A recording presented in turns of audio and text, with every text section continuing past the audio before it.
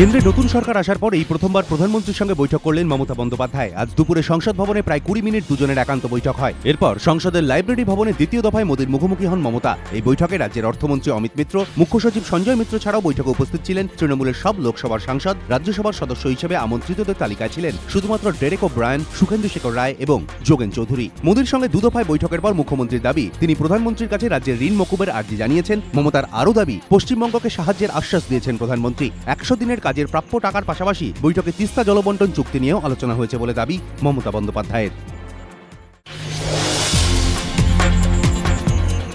সরকারি হাসপাতালে তাণ্ডব, ভাঙচুরে তছনছ সুপারের ঘর।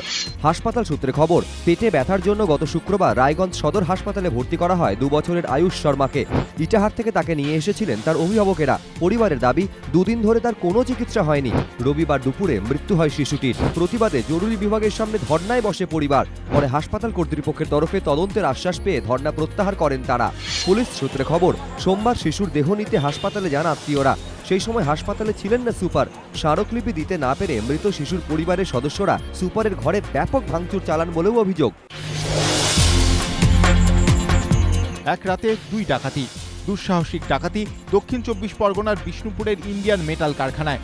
বাড়ির লোকজনকে বেঁধে রেখে ডাকাতি সোনারপুরে। জেলা পুলিশ সূত্রে খবর, ভোররাতে বিষ্ণুপুর কারখানার পাঁচিল টপকে ভেতরে ঢোকে জনা 30 দুষ্কৃতী। কারখানার 6 নিরাপত্তা রক্ষীকে বেধড়ক মারধর করে একটি ঘরে আটকে রাখা হয়। এরপর অবাধে লুটপাট চলে কারখানায়। ডাকাতির পর গাড়িতে করে পালিয়ে যায় অভিযুক্তরা। নিরাপত্তা রক্ষীদের দাবি, সকালে বাঁধন খুলে কোনো মতে বাইরে এসে বিষ্ণুপুর থানার পুলিশের একটি টহলদারি দলকে জানান তারা। কারখানা কর্তৃপক্ষের দাবি, অন্তত 25 লক্ষ টাকার যন্ত্রাংশ নিয়ে পালিয়েছে ডাকাতরা। অন্যদিকে বলিউডি কায়দায় পুলিশ পরিচয় দিয়ে বাড়িতে ঢুকে সবাইকে বেঁধে ডাকাতির অভিযোগ সোনারপুরের শীতলায়। স্থানীয় বাসিন্দা প্রধান মণ্ডলের দাবি, গভীর রাতে ওই ডাকাতরা পুলিশের নাম করে ডাকাডাকি শুরু করে। দরজা খুলে দিলে হুড়মুড়িয়ে ঢুকে পড়ে 4 জন। বাইরে পাহারায় ছিল আরও কয়েকজন। বাড়ির সবাইকে পিছমোড়া করে বেঁধে লুটপাট চালায় ডাকাতরা। পরিবারের দাবি, 5 ভরি সোনা, নগদ টাকা ও 2টি মোবাইল ফোন নিয়ে চম্পট দেয় তারা। সকালে জোড়া ডাকাতির কথা জানাজানি হলে এলাকায় চাঞ্চল্য ছড়ায়। বিষ্ণুপুরের ঘটনায় নিরাপত্তাহীনতায় ভুগছেন এলাকার ব্যবসায়ীরা। তদন্ত শুরু করেছে পুলিশ। শিল্পের প্রদর্শনী আর সীমাবদ্ধ নেই 4 দেওয়ালের মধ্যে।